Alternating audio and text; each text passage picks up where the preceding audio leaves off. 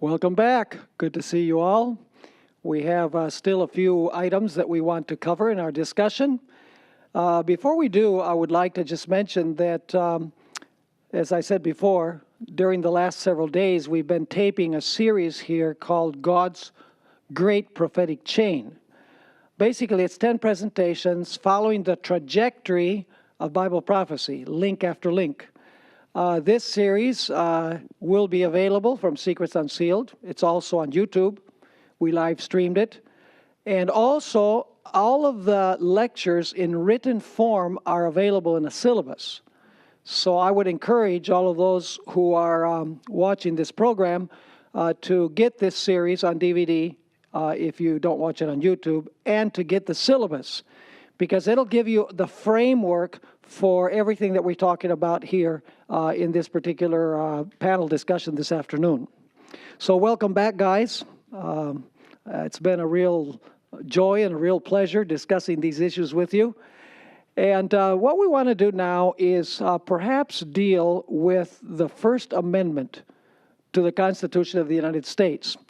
Revelation 13, verse 11 says that this beast that rises from the earth, which we believe to be the United States, has two horns like a lamb.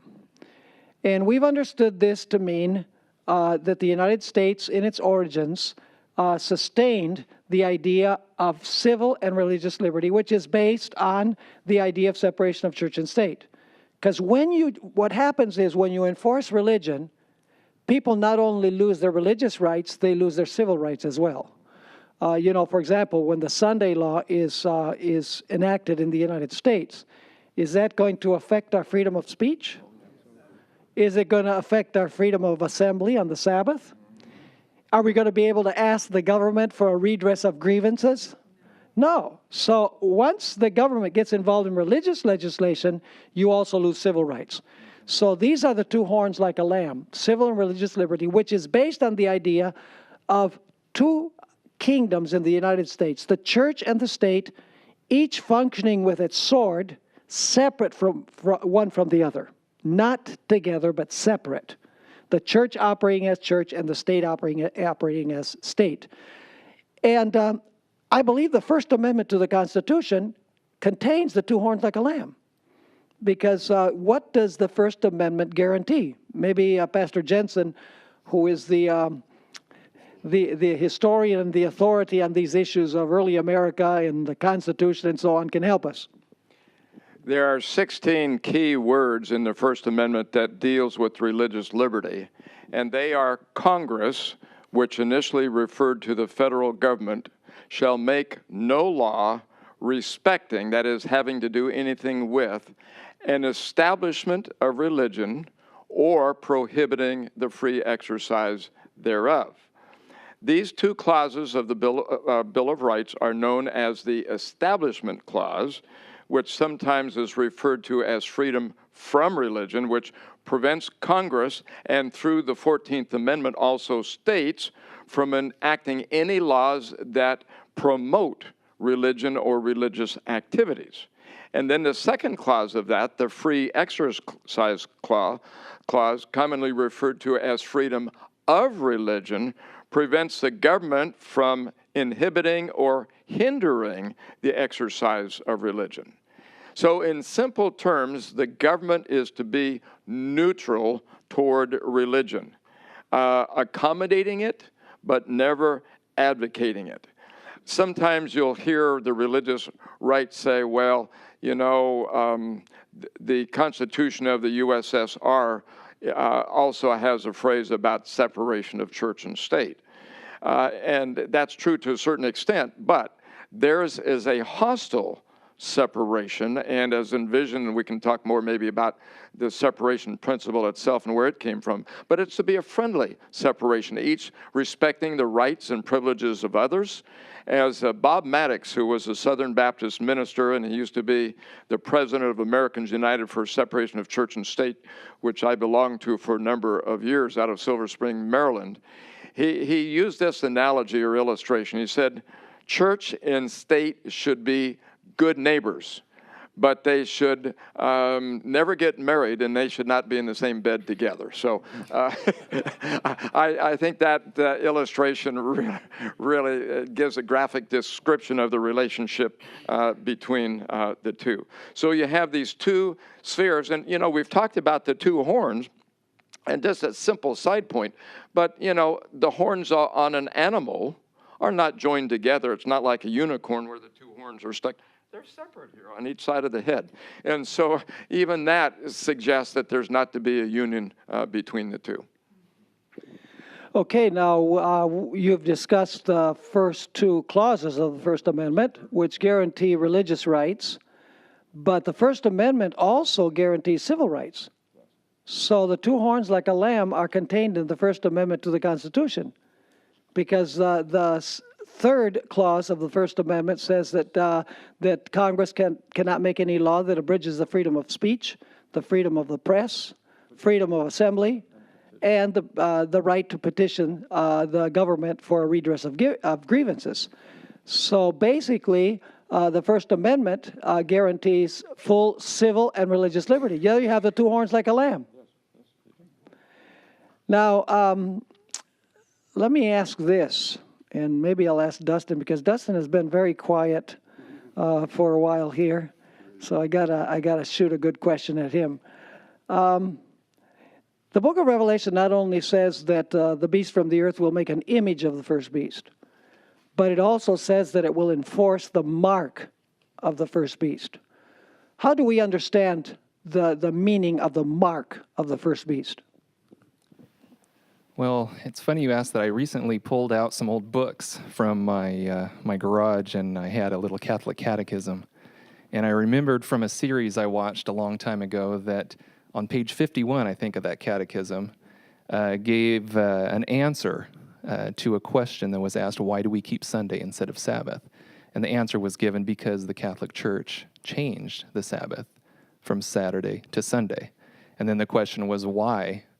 Why did they do this? And it went on to say that they had the authority to do this. And so that is a mark. It says it's a mark of her ecclesiastical power. We've read quotes that demonstrate that she views that as her right to do. That is a mark of her ecclesiastical authority. So enforced Sunday worship will end up being this mark of authority that she enforces upon the world. So basically, Protestants and Roman Catholics are in the same boat when it comes to the issue of Sunday observance. And there's many quotations by writers, Roman Catholic writers, who say that Protestants, in keeping Sunday as a day of worship, are accepting the authority of the Roman Catholic Church, even though they might not want to admit it openly. If the Roman Catholic Church says we change the law, which the little horn says it would think to change God's law, then Protestants are simply accepting the authority of the papacy in the change of the day, whether they want to admit it or not, because it's not in the Bible. Certainly the change of the day of worship is not to be found in the Bible. So we believe that the time is coming when this is going to be enforced. And Ellen White, of course, says that in harmony with the Bible, that not only will Sunday be enforced as the day of worship, but ultimately an anti-Sabbath law will also be proclaimed, and God's people will be forbidden from keeping the Sabbath. So that leads me to the next question, and it's this. How is it possible that Protestants would be so interested in cozying up with the papacy these days? I mean, if you go back to the days of when John Kennedy was running for president, Americans were very suspicious of the papacy. In fact, John Kennedy had to go to the Ministerial Association in Houston, and he had to say, well, if I'm elected president, I won't get my orders from the Pope, and I believe in separation of church and state. He had to explain that. These days, Protestants have really cozied up to the papacy.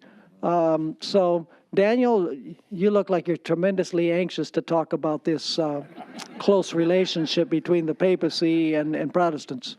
I actually wasn't listening to most of the I wasn't listening to most of the comments, so you're going to have to skip me on this one. Let me jog your memory a little bit. The Protestants cozying up with the papacy, like the Tony Palmer affair, for example. Well, that's a perfect okay. a perfect example Good. because I believe most of us were startled to watch Tony Palmer in front of an evangelical conference and declare to all of these evangelical leaders that the protest is over. And if the protest is over, then how can there be a Protestant? And that was followed by, I don't know if it was a standing ovation, but there were cheers. All these evangelical leaders agreed with him.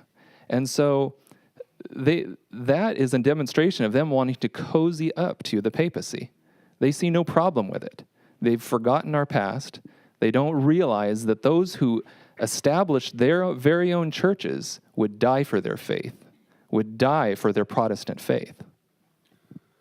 In a very short time, on the 16th of this month that we're in, so it'll be 7/16/16, we have what's coming is something that I'm going to be able to go and distribute literature at, and also I've been asked to speak there. Reset 2016 is a place where Protestants all over North America are gathering together at the White House Mall, and they will be there to demonstrate that they want unity amidst the various denominations, and they also probably chose the White House to be showing them that they want some support from the state as well. And one of the things that they really wanted was the Pope to be there. These are Protestants, remember, but the Pope couldn't be there, so what he's going to do is he's going to send a video of himself, and he's going to be able to address them there. Now, I recently, within 3 or 4 days, saw a video of the Pope. He was sitting kind of in a selfie video, and he held up a T-shirt that said, "Together," all the way down with the American flag at the bottom, if I remember correctly. And he was encouraging everybody to get this T-shirt so that, of course, they can show that they are unified and together in what he would call love. Well, And they've said that the only point on the agenda is Jesus. Doesn't that sound nice? Yes. So to just elaborate on what both of them have said is Protestants, as Dustin said, first of all, have forgotten the history of the papacy, the way they have acted in the past. They've misunderstood, they've misinterpreted the prophecies of the Bible that tell us what's going to happen in the end.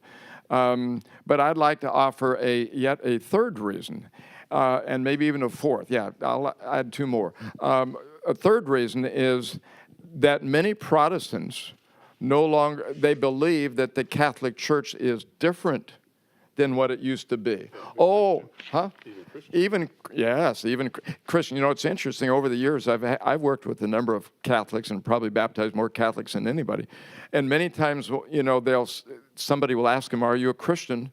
To these Catholics to say, "No, we're not Christian, we're Catholic." They say that themselves. I always found that strange. But anyway, they think that, some of you, if you've grown up in the Catholic Church, remember the Friday abstinence from meat and some things.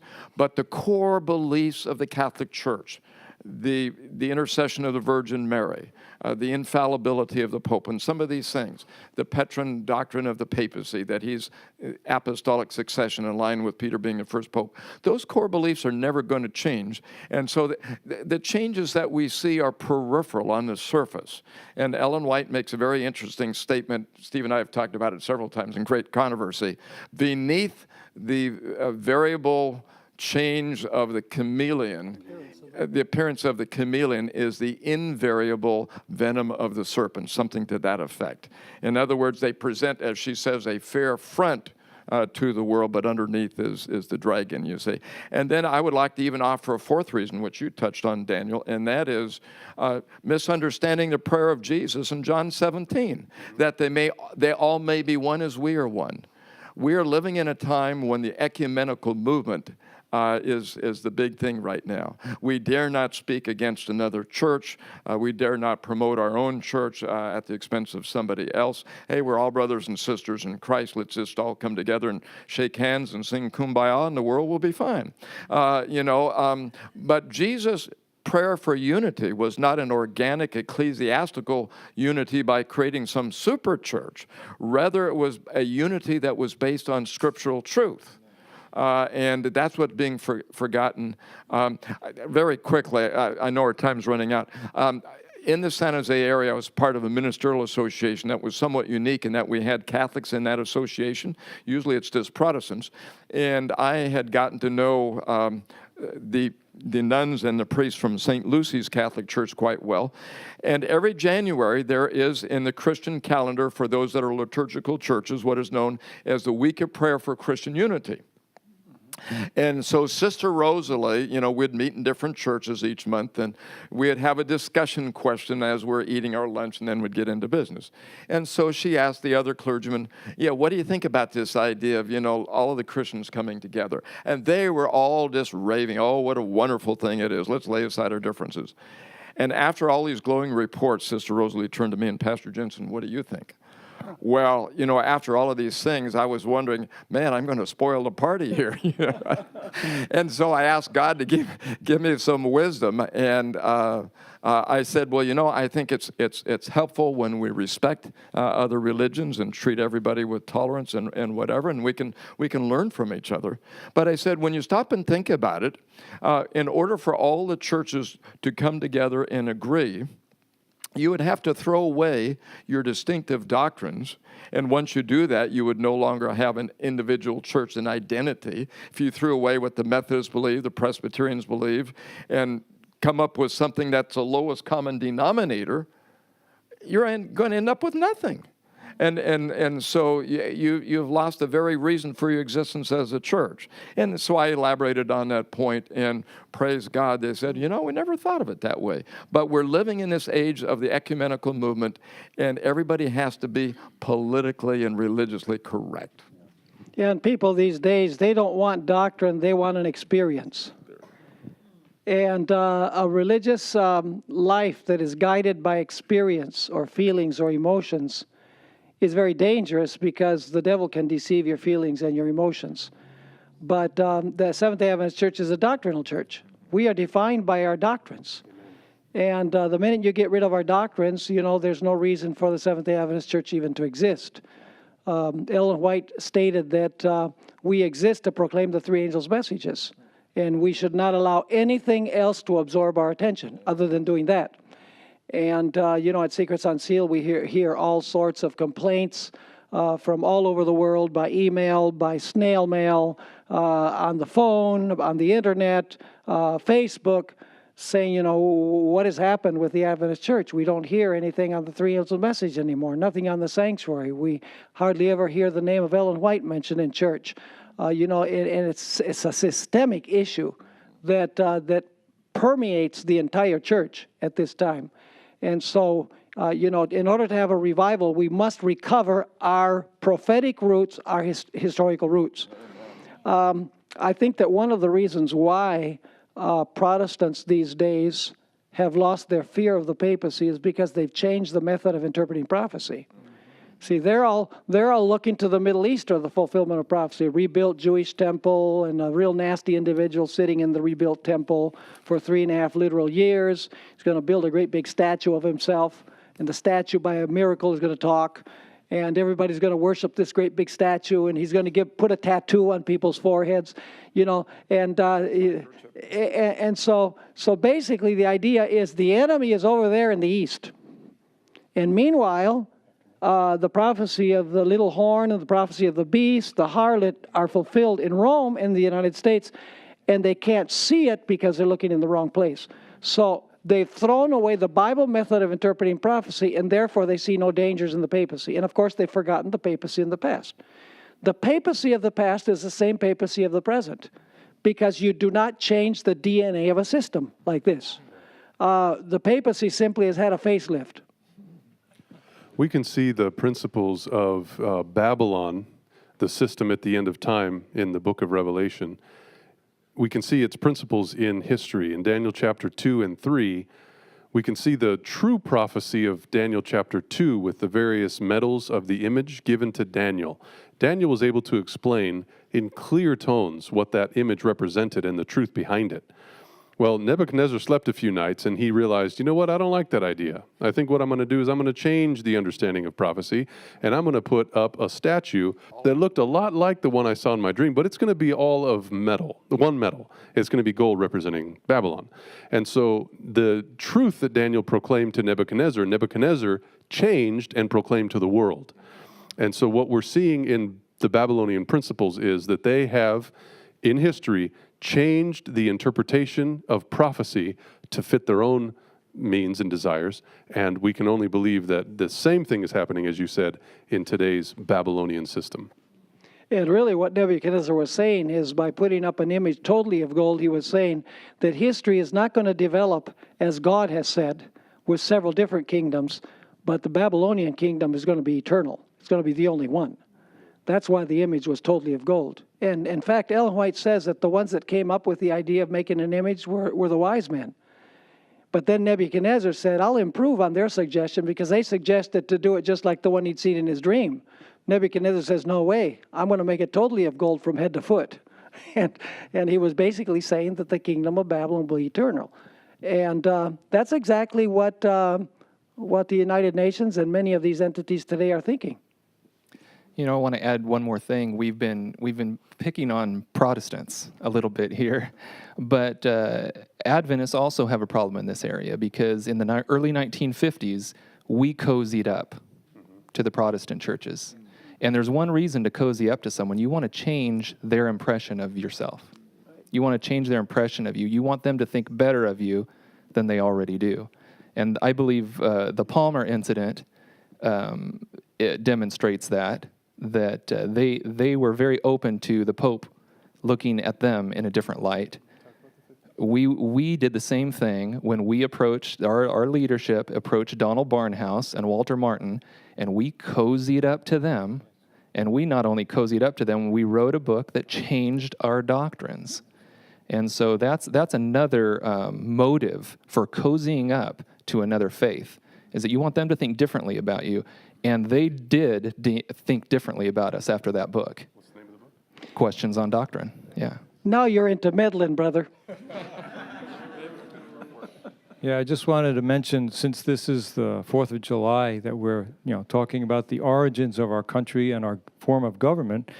Thomas Jefferson and our forefathers, the ones who went through the Revolution, remembered what was happening in colonial America. They remembered what happened in Europe. They understood the dangers of the papacy. And 50 years after the signing of the Declaration of Independence, when people understood that this was going to be a special day coming up, there were three that were still alive. One of them was Thomas Jefferson, and one of them was John Adams. They invited them to come to Washington for a special celebration for the 50th anniversary. Well, neither of them went. They were actually both very feeble at the time. But Jefferson wrote in his answer to the folks who had invited him a very interesting letter. And he says, I'm just going to read a couple of sentences from it. When he's discussing the signing of the Declaration of Independence, he says, "May it be to the world what I believe it to be, to some parts sooner and to others later, but finally to all, the signal of arousing men to burst the chains under which monkish ignorance and superstition had persuaded them to bind themselves and to assume the blessings and security of self-government. That form which we have substituted restores the free right of the unbounded exercise of reason and freedom of opinion. All eyes are opened or opening to the rights of man. The general spread of the light of science has already laid open to every view the palpable truth that the mass of mankind has not been born with saddles on their backs, nor the favored few booted and spurred, ready to ride them legitimately by the grace of God. These are grounds of hope for others. For ourselves, let the annual return of this day forever refresh our recollections of these rights and an undiminished devotion to them." And when I read these words, And I think of the way the Protestants have totally forgotten their history and are moving back to repeat the history that has happened in the past. And also the secular-minded person who believes that 4th of July is our freedom to barbecue. It makes me very, very sad, especially when I read some of the comments in the news stories that I read today. The general public is moving in a very, very bad direction. You know, James Madison, 46 years after the Declaration of Independence was ratified and signed, had something very interesting to say, and I'd like to read this. By the way, we hardly even addressed what the founding fathers of the United States had to say about church and state. They had a lot to write about separation of church and state. But this is what he wrote 46 years after the American experiment had begun. We are teaching the world the great truth that governments do better without kings and nobles than with them. Amen. And then he said, the merit will be doubled by the other lesson that religion flourishes in greater purity without than with the aid of government. So there you have the two horns like a lamb. He's saying, listen, the government should govern in civil affairs and the church should handle religious affairs. And, you know, he also said there's not a shadow of right in the general government, that would be the federal government today, to intermeddle with religion. Its least interference with religion would be a most flagrant usurpation. I can appeal to my uniform conduct on this subject that I have warmly supported religious freedom. And there are many, many other quotations that I shared in the series that we just finished last week of the Founding Fathers, where they firmly believed in civil and religious liberty at the founding of the United States. Well, it's about time to entertain some questions, but let me just read you a statement, rather extensive statement in concluding our discussion here. Great Controversy 441 and 442. And he had two horns like a lamb. Then she comments what this means. The lamb-like horns indicate youth, innocence, and gentleness, fitly representing the character of the United States when presented to the prophet as coming up in 1798. Among the Christian exiles who first fled to America and sought an asylum, now listen carefully, from royal oppression and priestly intolerance, they have church and state, right? Were many who determined to establish a government upon the broad foundation of civil and religious liberty. Their views found place in the Declaration of Independence, which sets forth the great truth that all men are created equal and endowed with the inalienable right to life, liberty, and the pursuit of happiness. And the Constitution guarantees to the people the right of self-government, providing that representatives elected by the popular vote shall enact and administer the laws. Freedom of religious faith was also granted, every man being permitted to worship God according to the dictates of his conscience. Republicanism, that's a state without a king, and Protestantism, which is a church without a pope, became the fundamental principles of the nation. And now listen carefully to what she says. Have you ever read those statements from Ellen White where she says that national apostasy will lead to national ruin? Yes. Why? Because the United States will eliminate the secret of its prosperity. Let me ask you, what was the secret of Samson's strength? Trust in God, but it was his long hair, right? Should he have kept that to himself? Yeah. But he didn't. And when he gave up the secret of his strength, he had to fall. Well, the United States also has a secret of her power and prosperity. Ellen White continues saying, these principles are the secret of its power and prosperity. Not because we have bigger armies and better weapons and more people and more territory and more beautiful places. None of that counts. She says the secret of the power and prosperity of the United States is found in the principles upon which this nation was founded. Then she says, the oppressed and downtrodden throughout Christendom have turned to this land with interest and hope. Millions have sought its shores, and the United States has risen to a place among the most powerful nations of the earth.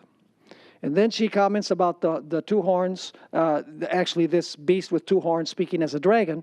She says, the lamb-like horns and dragon voice of the symbol point to a striking contradiction between the professions and the practice of the nation thus represented. The speaking of the nation is the action of its legislative and judicial authorities. By such action, it will give the lie to those liberal and peaceful principles which it has put as the foundation of its policy. The prediction that it will speak as a dragon and exercise all the power of the first beast plainly foretells a development of the spirit of intolerance and persecution that was manifested by the nations represented by the dragon and the leopard-like beast. And the statement that the beast with two horns causeth the earth and them which dwell therein to worship the first beast indicates that the authority of this nation is to be exercised in enforcing some observance which shall be an act of homage to the papacy. Such action would be directly contrary to the principles of this government, to the genius of its free institutions, to the direct and solemn avowals of the Declaration of Independence, and to the Constitution. The founders of the nation wisely sought to guard against the employment of secular power on the part of the church, with its inevitable result, intolerance and persecution. The Constitution provides that Congress shall make no law respecting an establishment of religion or prohibiting the free exercise thereof, and that no religious test shall ever be required as a qualification to any office or public trust under the United States. Only in flagrant violation of these safeguards to the nation's liberty can any religious observance be enforced by civil authority. But the inconsistency of such action is no greater than is represented in the symbol. It is the beast with lamb-like horns, in profession pure, gentle, and harmless, that speaks as a dragon. So we are now on the threshold of the deadly wound being healed. And that's Great Controversy 441 and 442. We are on the very threshold of the healing of the deadly wound, as we studied in the series that we taped here, and of the papacy being freed from its captivity. And so these are exciting times to live in. And as Adventists, we need to wake up, and we need to let the world know. Because if we don't let the world know about these things, if we don't let Protestants know about this, no matter how painful it might be and how much opposition we might suffer, God will hold us accountable. So we need to preach from the rooftops civil and religious liberty. Okay, well, let's take some questions now. Please raise your hand if you have a question, and wait till the microphone comes, and then we will attempt to answer the question.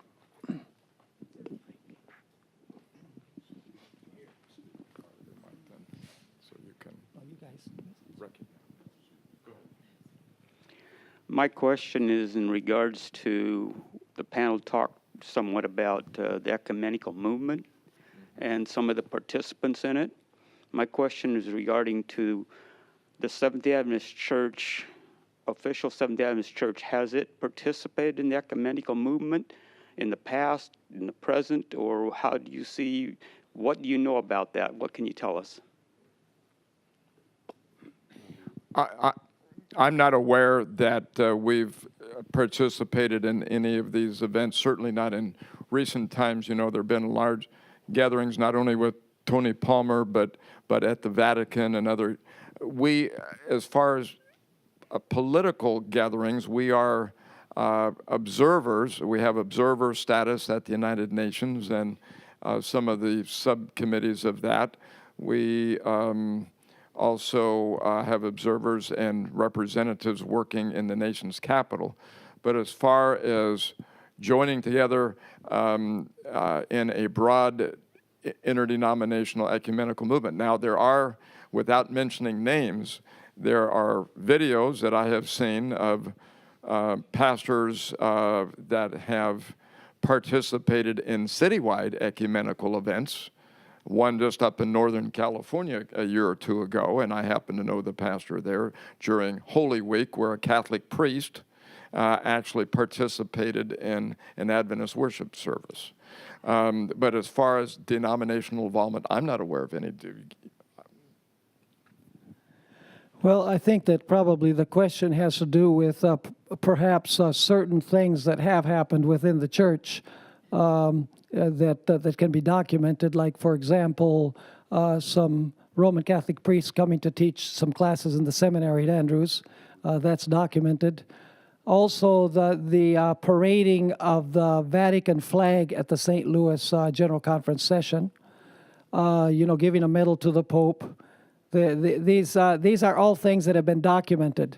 And I think that perhaps, not to be critical of the individuals who came up with these ideas, but it really makes the church look kind of bad for us to be doing these things.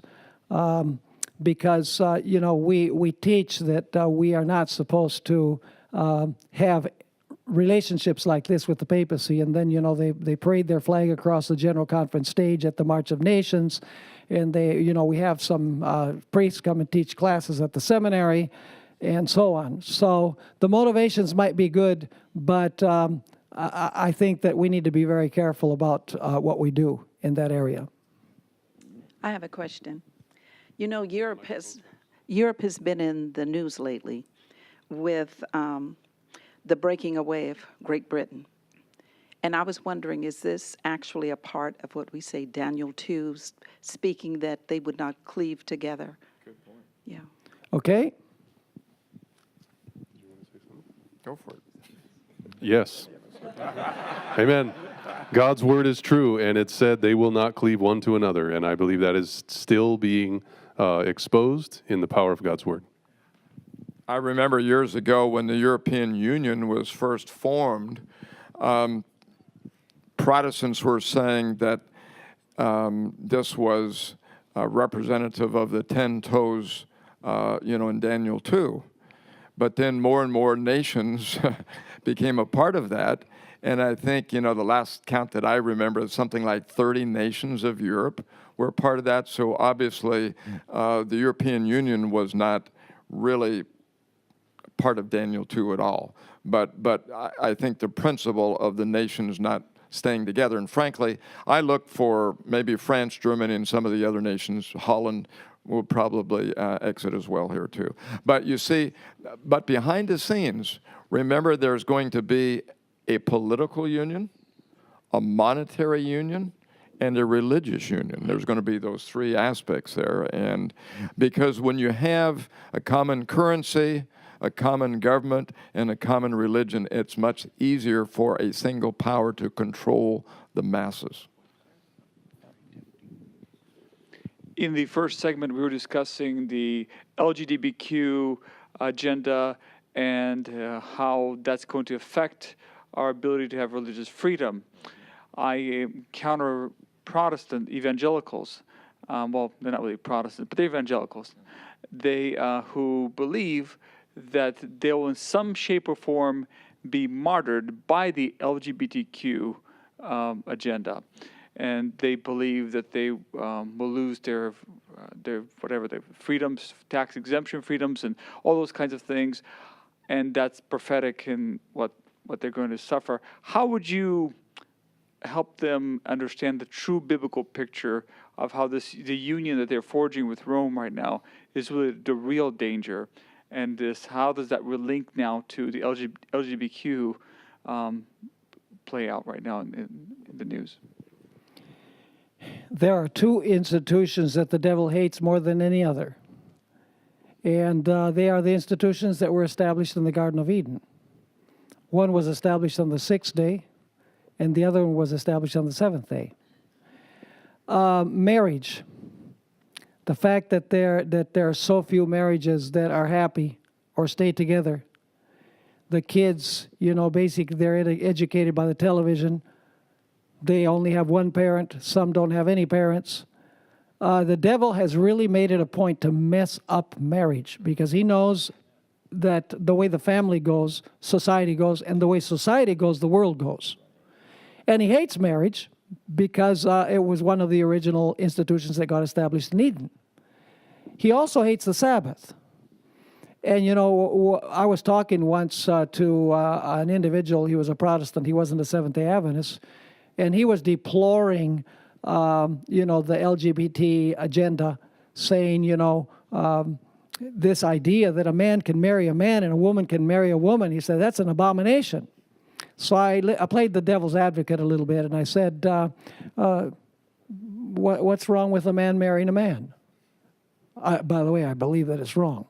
But I was playing the devil's advocate. So I said, you know, what's so wrong about a man marrying a man and a woman marrying a woman? He says, well, don't you believe the Bible? I said, well, of course I believe the Bible. He said, well, in Genesis it says that he made them male and female, and then God performed the first marriage. And I looked at him and I said, and what else did God establish in the Garden of Eden? See, what the devil is doing through this gay marriage agenda, he's softening up people for his real objective, which is getting rid of the day of worship. Because marriage, you know, it destroys society, but destroying the Sabbath destroys the relationship of people with God. And so the devil wants to eliminate civil society, and he wants to totally eliminate reverence for God. And those two institutions are the ones that he has his eye on, and he's being pretty successful so far. And anyone who speaks against this Sunday idea or, you know, speaks in favor of heterosexual marriage will be proscribed. And I believe that many of these Protestants will come over to God's side, and they will lift up both of these. And we know that there's some individuals will be martyred for sustaining both of those. We are told that the last movements will be rapid ones. And I can remember it was in June 2015 when the High Court decided that it was okay for men and women to marry men and women of the same gender. And it was only 11 months later that we learned that the restrooms are now open for the transgenders. And that was only 11 months. And it was so fast to me that it did actually spin my head. But I wonder, how fast will it be in the next institution of, you know, the Sabbath and Sunday issue that we know is foretold in Bible prophecy? Interestingly enough, the first decision of the Supreme Court regarding marriage was in June 26 of 2014, when the Supreme Court struck down the Defense of Marriage Act. And it also refused to change the ruling of the court in San Francisco on Proposition 7. And then last year, June 26, same date, 2015, was when the Supreme Court actually legalized gay marriage nationwide. And June 26 is my birthday. Happy birthday. I have a quick suggestion for your friend. We're talking about liberty and freedom and being liberated from the crown. You know, that's what we're celebrating on July 4th. But what we really need to be liberated from is sin. And Romans chapter 6 says, knowing this, that our old man is crucified with him, that the body of sin might be done away with, that we should no longer be slaves to sin. So your friend doesn't have to worry about being a slave to the government or to the LGBT movement. He needs to worry about being a slave to sin. And Romans 6 says we do not have to be slaves to sin any longer. How do you believe that 9/11 contributes to the changing of our freedoms? Or does it? Oh boy, we need an hour for that one. But just very quickly, a couple of days afterwards, the Dallas Morning Star, I think it was called, or Dallas Morning News, they did a survey of people. And they were asking questions on the street about would people be willing to give up some of their personal freedoms in exchange for a greater promise of security. And it was amazing that the majority of the people were willing to let go of several personal freedoms in exchange for this idea of security. Satan is wanting to terrorize people, and it's interesting, for the few months after 9/11, churches were packed, more than they'd ever been before, and people were praying to God and patriotism, and guys with their pickup trucks were having big flags waving and the whole thing, but that patriotic and religious fervor both died down fairly quickly afterwards. But I think there is a correlation there. And as we continue to see domestic terrorism and terrorism around the world, as we see a declining economy, as we see natural disasters, and all of these things, people are going to cry out for some kind of a solution. And anybody that can promise safety, that's one of the things that Hitler did. He promised economic prosperity and other things too.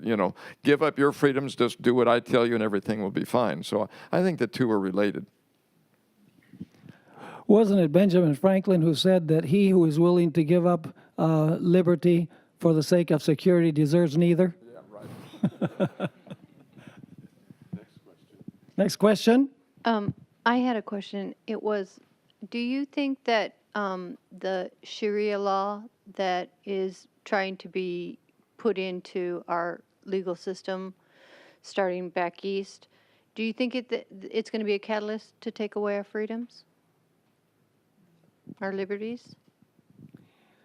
As I look at the scenario Bible prophecy that you find in Revelation 13 and that you find in Revelation 17 and in the Spirit of Prophecy, some people have seen, a menace from the Muslims, the radical Muslims. They see them as being the dangerous entity in end-time prophecy. But really, both Bible prophecy and the writings of the Spirit of Prophecy tell us that the powers that are going to play a role in curtailing the liberties of God's people at the end of time are apostate Protestantism united with the papacy and with the kings of the earth. I don't believe that there will ever be Sharia law. I mean, the Sharia law, the Muslim law imposed in the United States of America. However, I do believe that there is going to be an infringement of religious liberty by the papacy influencing the government of the United States to impose Sunday observance and to forbid the observance of the Sabbath. That is the prophetic scenario, and that's what the devil is moving towards. Because the devil hates the Sabbath. He wants to get rid of the Sabbath, and he's going to persecute everyone that keeps the Sabbath. Ellen White says that if he could eradicate the remnant from the earth, his triumph would be complete. So that's his objective.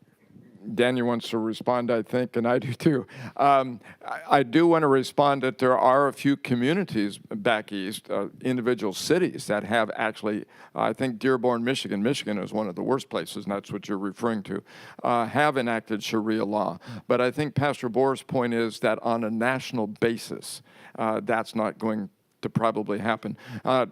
Great Controversy makes the point that the major factors that are going to trigger the Sunday law is economic decline, natural disasters, and there's a couple of others, but one of them is moral decline.